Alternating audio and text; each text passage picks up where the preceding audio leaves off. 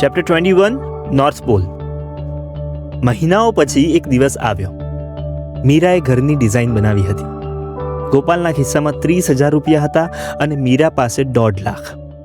મીરા પોતાનું બુલેટ વેચી દેવાની વાતો કરતી હતી અને ગોપાલ ના પાડી રહ્યો હતો. છેવટે એ દિવસ આવ્યો. બંને થોડા દિવસો માટે પોતાના બધા જ કામ મૂકીને ઘર બનાવવામાં લાગી પડ્યા.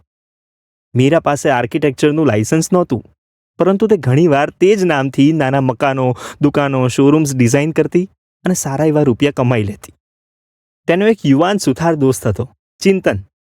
મીરા તેને ઘણીવાર ફોન કરીને પોતાની ડિઝાઇન માટે ખર્ચ અને લાકડાની સાઇઝનો એસ્ટિમેટ કાઢવા કહેતી. મીરા ચિંતનને બોલાવી આવી. એ ત્રણેય એક ટ્રક ભાડે કરી લાવ્યા. આખો ટ્રક ભરીને મીરાએ ડિઝાઇન મુજબના લાકડા, ખીલ્લીઓ, કરવત અને ઘરના પાયાઓ માટેનો સામાનની ખરીદી કરી. મીરા અને ચિંતન ટ્રકમાં બેસી ગયા. ગોપાલ બુલેટ લઈને પહેલા જ મેદાન પર પહોંચી ગયો હતો. તેણે પોતાના આ ઘરથી હાઈવે તરફ સીધા જ જઈ શકાય એ માટે નાનકડી પગદંડી પણ બનાવી રાખી હતી. ટ્રક આવી અને હાઈવે પર ઊભી રહી. ત્રણેય દોસ્તોએ બધો જ સામાન ટ્રકમાંથી કાઢીને મેદાનમાં મૂક્યો. ચિંતન તો આ જગ્યા જોઈને જ ડરી રહ્યો હતો કે અહીંયા આ લોકો ઘર બનાવીને શું કરશે. મીરા સાંજ સુધી ચાલે એટલું જમવાનું પણ પેક કરતી આવી. પોતાનો રેડિયો પણ લેતી આવી કે જેથી કરીને કામ કરતાં કરતાં તેઓ ગીતો સાંભળી શકે. ચિંતન અને ગોપાલ પણ થોડી વારમાં દોસ્ત બની ગયા. પહેલા દિવસે પાયાઓ બનાવવામાં આવ્યા. બીજા દિવસે લાકડાની દિવાલો બનાવવામાં આવી. મીરા કહેતી જાય એ મુજબની ડિઝાઇનમાં બધું ગોઠવવામાં આવ્યું. ત્રણેય ખીલ્લીઓ અને હથોડી લઈને મંડી પડ્યા. જેમ જેમ દિવાલો ઊંચી થતી ગઈ તેમ તેમ નાનકડી નિસરણીઓ લઈને તેના ઉપર ઊભા રહીને કામ ચાલુ થયું. રોજ સાંજે ત્રણેય દૂર નદી પાસે જઈને ઘરને જોતા. એક સપનું આકાર લઈ રહેલું જોઈ રહેતા. આવતીકાલ દેખાઈ રહી હતી. ગોપાલ જોઈ રહ્યો હતો કે તે અને મીરા ઘરના નાનકડા લાકડાના પગથિયા ચડીને બારણા તરફ જતા હશે. ડાબી બાજુ બાલ્કનીમાં તેમની બંને ખુરશીઓ પડી હશે અને રાત્રે પીળો લેમ્પ ચાલુ કરીને બંને ત્યાં બહાર બુક્સ વાંચતા હશે. બારણા આગળ એક નેટ હશે કે જેથી મચ્છર અંદર ના આવે. બારણું ખોલીને અંદર જાય એટલે ડાબી બાજુ નાનકડો હોલ હશે જ્યાં ખૂણામાં નાનકડી લાઇબ્રેરી હશે. નીચે ચાદર પાથરી હશે. સોફા કે ખુરશી જેવું કશું જ નહીં રાખે. જમણી બાજુ રસોડું હશે જ્યાં તે બંને રોજ જે સાંજે કશુંક બનાવશે. રસોડામાં પ્લેટફોર્મ પાસે મૂકેલી બારીના કાચમાંથી બહાર વૃક્ષો દેખાતા હશે અને દેખાશે ગોપાલે બનાવેલી નાનકડી કેડી જે થોડે આગળ ઝાડીઓમાં ખોવાઈ જશે અને થોડે દૂર એ જ કેડી પેલા નેશનલ હાઈવેને મળી જશે. ઘરમાં અંદર તરફ બારણા વિનાની 2 રૂમ હશે. જમણી બાજુની રૂમમાં તે બંને સૂતા રહેશે. મીરાના અપાર્ટમેન્ટમાં છે તે બેડ અહીંયા ગોઠવાશે અને ગોપાલ રોજની જેમ નીચે લાકડાની સપાટી પર ગાદલું નાખીને સૂઈ જશે. ડાબી તરફ ખૂણામાં રહેલી પેલી નાનકડી રૂમમાં કશું જ નહીં હોય. તે રૂમને કાચની બારીઓ હશે. ગોપાલ અને મીરા ત્યાં રોજ જે સવારે ચૂપચાપ બેસીને વાતો કરશે. ત્યાંથી ચારે તરફની કુદરતને તેઓ જોતા રહેશે. ત્યાં સિગારેટ પીવામાં આવશે અને મીરા વિસ્કીના નાનકડા પેક બનાવીને ખરાબ અવાજમાં મોટેથી ગીતો ગાશે. ત્યાં રોજ જે રાત્રે ફાનસ ચાલુ કરીને પછી બારીઓ ખોલવામાં આવશે. નદી દેખાશે અને નદી પરથી આવતો ઠંડો પવન આખા ઘરમાં છવાઈ જશે. વરસાદ હશે ત્યારે આ બારી પર પડતા પાણીને બંને જોયા કરશે. અહીં એક ટેબલ નાખીને ફાનસના પ્રકાશમાં ગોપાલ પોતાની ડાયરી લખશે. મીરા ઘરને જોઈને વિચારતી હતી કે તે ઘરની ચારે તરફ એક નાનકડો બગીચો બનાવશે. રોજ જે સવારે હજુ સામે નદી પાસેના વૃક્ષો પરના પક્ષીઓ જાગે તે પહેલા નીલા અજવાળામાં બગીચાને પાણી છાંટશે. નદી પર તે રોજ જે નાહવા જશે અને પોતાના અને ગોપાલના કપડાં ધોવા જશે. એ કપડાં વળી 2 વૃક્ષ વચ્ચે લટકાવેલી દોરી પર સુકાશે. તે એક સફેદ બિલાડી પાડશે જે રોજ જે રાત્રે તેની અને ગોપાલની સાથે બાલ્કનીમાં બેસીને કશુંક વાંચતી હશે. ક્યારેક સિગ્નલ પકડતો રેડિયો સાંભળતી હશે. તે વહેલી સવારમાં ગોપાલ માટે ટિફિન બનાવશે અને ક્યારેક રાત્રે નદીના કિનારે ઠંડી હવાની અંદર લાકડાની ખુરશીઓ મૂકીને બેસશે. તેમની ખુરશીઓ વચ્ચે ઈંટો ગોઠવીને ચૂલો બનાવશે. તે બંને ચૂલા ઉપર મકાઈ શેકશે અને બાજરીના રોટલા પણ બનાવશે અને નૂડલ્સ પણ. મોડી રાત થઈ ગઈ હશે અને ઠંડી વધુ હશે તો ગોપાલ આદુ નાખીને ચા બનાવશે અને મીરાને આપશે. મીરાએ ચાની અંદરથી નીકળતી વરાળને પોતાના ઘરની બાલ્કનીમાં ચમકતી પીળી લાઇટમાં જોયા કરશે. ક્યારેક કામ પર રજા રાખીને ઘરમાં તાળું મારીને તે બંને આ નદીના કિનારે કિનારે ચાલતા જશે. બસ નદીના જન્મસ્થળ સુધી ચાલતા જ જશે. હા, ગોપાલ સાથે ક્યારેક ઝઘડો થશે તો એ નદી કિનારે આ વૃક્ષ ઉપર ચડી જશે. બસ પેલો ચિંતન સુથાર દૂરથી ઘરને જોતો અને વિચારતો કે અહીંયા કોઈ ચોર આવશે તો, ઘરમાં કાચ તોડીને ઘૂસી જશે તો, બહાર પડેલું બુલેટ ચોરાઈ જશે તો, અહીંયા કોઈ જંગલી પ્રાણી આવી જશે ત્યારે, અહીંયા કોઈ આવીને આ બંનેનું ખૂન કરી નાખશે તો કેટલા દિવસે લાશ મળશે, ક્યારેક વરસાદને લીધે નદીમાં પૂર આવશે ત્યારે, ઉનાળામાં ગરમી હશે ત્યારે અહીંયા તો લાઇટ વિના એસી કઈ રીતે ચાલુ થશે, આ બંને રોજ જે 30 કિલોમીટર દૂર શહેરમાં અપડાઉન કરીને થાકી નહીં જાય, બંનેમાંથી કોઈ એકલું પડી જશે તો, આ નદીના પાણીમાં જમવાનું બનાવીને કોઈ ઝેરી અસર થશે ત્યારે, ખાસ તો અહીં એકલતા ખોરી ખાશે ત્યારે શું થશે? માણસ તો સમાજમાં રહેવો જોઈએ અને આ બંને 15-20 દિવસની મહેનત પછી એક દિવસ સાંજે ઘર બની ગયું હતું. રાત દિવસની મહેનત પછી એક સપનું સામે ઊભું હતું. મીરા ખૂબ ખુશ હતી. ગોપાલ ખુશ હતો કારણ કે મીરા ખુશ હતી. બધું કામ પૂરું થયું એટલે એક ટ્રક આવી અને વધેલો સામાન ભરાઈ ગયો. મીરા ભગવાન ઉપર વિચારો કરવામાં પોતાનો સમય બગાડતી નહીં, પરંતુ તે સાંજે ક્યાંકથી નાળિયેર લઈ આવીને પગથિયા પાસે ફોડીને ઘરની સામે નમાજ પડવા લાગી. તે રાત્રે ઘરનું તાળું મારી જ્યારે બંને મુંબઈની ભાડાની રૂમ પર આવ્યા ત્યારે મીરા રૂમમાં પોતાના બેડ પર ચડીને નાચી રહી હતી. ગોપાલ નીચે બેસીને સિગારેટ પીતો તેને જોઈ રહ્યો હતો. મીરા થાકીને આવીને ગોપાલ પાસે બેઠી. શું થયું? ગોપાલ પાસેથી સિગારેટ આંચકીને તે બોલી. કશું જ નહીં તો, તે બોલ્યો. પરંતુ મીરા તેના ચહેરા પરથી જોઈ શકતી હતી કે તેને ઘણું બધું બોલવું હતું. તેણે ગોપાલની વધુ નજીક આવીને ફરી પૂછ્યું. એ કશું નહીં વાળી, ફટાફટ બોલી નાખ ને શું થયું, નહીં તો મજા નહીં આવે. તે બોલી અને પોતાનું માથું ગોપાલના ખોળામાં મૂકીને સૂઈ ગઈ. ગોપાલે તેના માથે હાથ ફેરવ્યો અને હસી પડ્યો. થોડી વાર પછી પંખા સામે જોતો ભીની આંખે બોલ્યો. મીરા, એક વાત કહું, ખોટું ના સમજતી. બોલને ગાંડા, ખોટું લાગશે તો એક લાત મારીશ તારા બે પગ વચ્ચે, બીજું કંઈ નહીં કરું. સારું, તો નથી કહેતો. અરે બોલને, ચાલ. કંઈ નહીં, બસ એમ જ અંદર અંદર કશું બેચેન કરી રહ્યું છે. છાતીમાં હા, કોલેસ્ટ્રોલ હશે, દોડવાનું રાખ. મીરા, સોરી ચાલ, નહીં બોલું, કશું જ નહીં બોલું, બસ સાંભળું છું. તું કંઈ નહીં,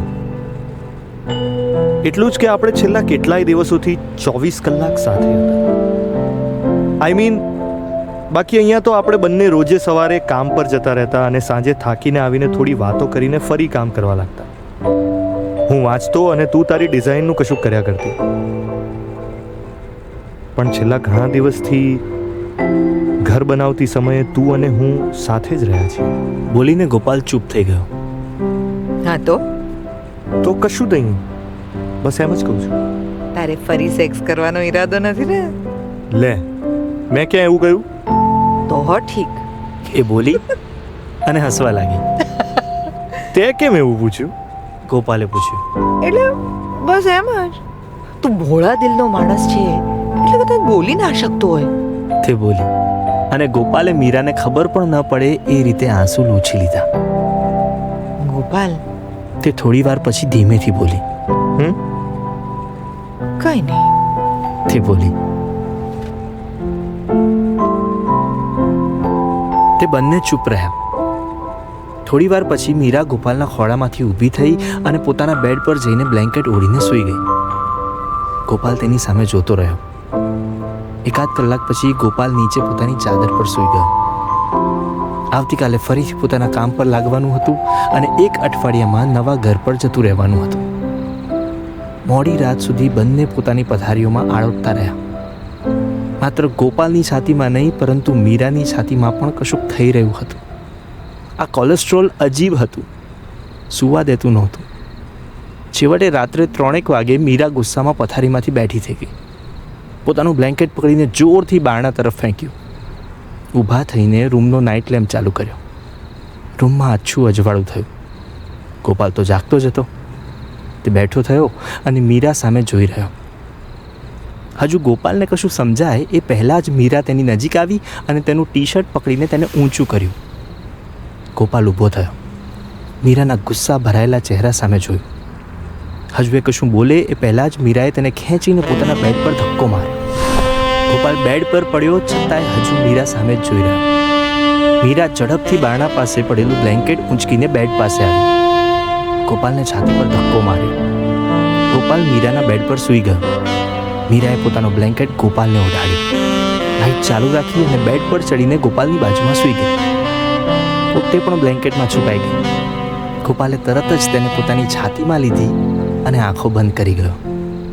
બંને આંખો બંધ કરીને એકબીજાને ચોંટીને થોડીવાર માટે ઘસઘસાટ સૂઈ ગયા. વહેલી સવારે ગોપાલે મીરાનું ટી શર્ટ ઊંચું કર્યું. મીરા જાગી ગઈ. ગોપાલને કિસ કરી. બંને હસી પડ્યા. વહેલી સવારમાં જે થવાનું હતું તે થયું. એક મસ્ત મજાની રવિવારની સવારમાં મીરા ઉઠી. ગોપાલની બાજુમાં જઈને તેને ઉઠાડ્યો અને બોલી, ઇટ્સ ટાઈમ. For what? ગોપાલે આંખો ચોળતા કહ્યું. Time to go north pole. એ બોલી અને તેની આંખોમાં ચમક હતી. ગોપાલને સમજાયું નહીં. ઉત્તર ધ્રુવ? ગાંડી થઈ છે? ગોપાલે પૂછ્યું. ના ડોબા, આપણે આપણા જંગલવાળા ઘરનું નામ નોર્થ પોલ રાખ્યું છે. તે બોલી. કેવું નામ છે? મસ્ત. પણ કેમ નોર્થ પોલ? બસ એમ જ, કોઈ કારણ વિના. ત્યાં કોઈ માણસ નહીં હોય, લાઇટ નહીં હોય, કોઈ મ્યુનિસિપાલિટી નહીં હોય, અને આપણે બંને એકલા હોઈશું અને કુદરત હશે એટલે. વાહ, લોજિક તો કોઈ તારી પાસેથી શીખે. ગોપાલ બોલ્યો. હસી પડ્યો. મીરાએ તેને ચાદર ખેંચીને ઉઠાડ્યો. બંનેએ પોતાનો બધો જ સામાન પેક કર્યો. આજકાલ બંને વચ્ચે ચૂપકીદી હતી, પરંતુ તે સવારે જૂની દોસ્તી ફરી દેખાઈ. ગોપાલે પોતાના 2-3 જોડી જૂના કપડાં રસ્તા પર સૂતેલા બાળકોને આપી દીધા. મીરાએ પોતાના ભાડુઆત સાથે બધો હિસાબ પતાવી દીધો. બધો સામાન, બેડ, બુક્સ અને મીરાએ લાકડા પર ડિઝાઇન કરેલું નોર્થ પોલ કોતરેલા શબ્દોવાળું એક નાનકડું પાટિયું એક નાની ટ્રકમાં ભરી દીધા. બુલેટની કિક લાગી અને બંને નોર્થ પોલ તરફ ઉપડી ગયા. બધું અજીબ હતું. બંને બધા સામાન સાથે નોર્થ પોલ સામે ઊભા રહ્યા. સપનાઓ જ્યારે આંખ સામે સાકાર થઈને ઊભા હોય ત્યારે આંખો ભરાઈ આવતી હોય છે. બંને ખુશીને લીધે રડી પડ્યા. ગોપાલ સામાન લઈને ઘરની અંદર જઈ રહ્યો હતો. ગોપાલ, ઊભો રે. મીરા પાછળથી બોલી. નવા ઘરમાં સીધા પ્રવેશ ન કરાય, કશું ફિલ્મી કરવા દે. તે રડતા રડતા હસીને બોલી. ગોપાલ પેલા લાકડાના પગથિયા પાસે ઊભો રહી ગયો. મીરાએ તરત જ પોતાના નોર્થ પોલ લખેલું પાટિયું લીધું. કલરનો એક ડબ્બો લીધો. પાટિયાની પાછળના ભાગ પર તાજો લાલ રંગ કર્યો અને પછી દોડતી ઘરના પ્રવેશદ્વાર પર જઈને પાટિયું નીચે મૂક્યું અને ગોપાલને બોલાવ્યો. ગોપાલ હસી પડ્યો. મીરાએ પોતાનો ડાબો પગ અને ગોપાલે પોતાનો જમણો પગ એ તાજા લાલ રંગ પર મૂક્યા. બંનેના પગલાં એ પાટિયા પર છપાઈ ગયા. બંને હસતા હસતા ઘરમાં ગયા. ઘરમાં જઈને મીરા તો ખુશીઓને લીધે કૂદવા જ લાગી અને તેના પગની છાપ લાકડાના ફ્લોર પર ચારે તરફ છપાવા લાગી. ગોપાલ તેને બધું બગાડવા ના બોલી રહ્યો હતો, પરંતુ આ મીરા હતી. કદાચ ભવિષ્ય માટે એ યાદો સર્જતી હતી. બંને આખું ઘર સાફ કર્યું. ચહેરા પર કપડું બાંધીને બધેથી ધૂળ ખંખેરી. સાંજ સુધી બસ સામાન ગોઠવ્યા કર્યો. મીરાએ એક લાકડાના ટુકડા પર ખીલ્લી મારીને નોર્થ પોલનું બોર્ડ ઘરની બહાર થોડેક દૂર મૂક્યું. બોર્ડની પાછળ બંનેના પગલાં છપાયેલા હતા. તે સાંજે ગોપાલે શહેરમાં જઈને એવી કેટલીય ખરીદી કરી જે તેણે અત્યાર સુધીમાં ક્યારેય વિચાર્યું પણ નહોતું. મીરાએ આખું લિસ્ટ કાગળમાં લખીને આપ્યું હતું અને સાથે અમુક સૂચનાઓ પણ હતી. 1. સાવરણી. 2. ગેસ અને ગેસની બોટલ. ગોપલા, ગેસની બોટલ બ્લેક માર્કેટમાંથી લેજે. એક બોટલમાં આપણે મહિનાઓ નીકળી જશે. 3. કપડાં ધોવાનો સાબુ, બ્રશ, ડોલ. 4. રસોઈના વાસણો. કુકર, બાઉલ, થાળીઓ, ચમચીઓ, નોનસ્ટિક લોઢી. આ બધામાં ખબર ના પડે તો રહેવા દેજે, હું લઈ આવીશ. આમ તો મને પણ ખબર નથી જ પડતી, પણ 5. ઘઉંનો લોટ, તેલ, મેગી, પાસ્તા, શાકભાજી. 6. 2 લાકડાની ખુરશીઓ. જે આગળ પાછળ થઈ શકે એવી આરામ ખુરશી. 7. ફાનસ અને એક બેટરી. બેટરી સાથે ચાલુ થાય એવો એક લેમ્પ લાવજે, રસોડામાં મૂકવો છે. 8. બિયર અને સિગારેટ. 9. કોન્ડમ. 30-40 લેતો આવજે. હું આ વસ્તુ બીજી વાર યાદ નહીં કરાવું, નાલાયક. ગોપાલ સાંજે જ્યારે બુલેટ પર આ બધું જ લઈને આવ્યો પછી મીરાએ રસોડામાં બધું ગોઠવ્યું. નાનકડી લાઇટ ઘરમાં આવી. બહાર બાલ્કનીમાં ફાનસ મૂક્યો અને ફાનસની પીળી રોશનીથી ઘર ચમકી ઉઠ્યું. ફાનસ નીચે બંને ખુરશીઓ ગોઠવી અને લાકડાના એક જાડા ટુકડાને ટેબલ તરીકે વચ્ચે મૂક્યો. બંને ત્યાં બેઠા. સામે નદી પરથી ઠંડો પવન વહેતો હતો.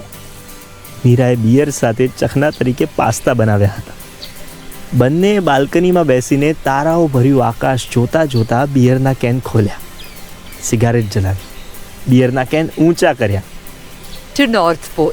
મીરા કેન ટકરાવીને બોલી. To dreams. ગોપાલ બોલ્યો. બંને મોડી રાત સુધી એ બાલ્કનીમાં બેઠા રહ્યા.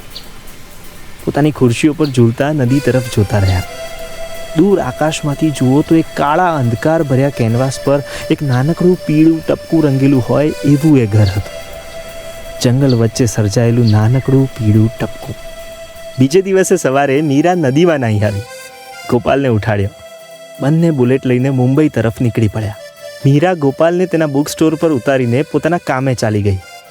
દિવસો પસાર થવા લાગ્યા.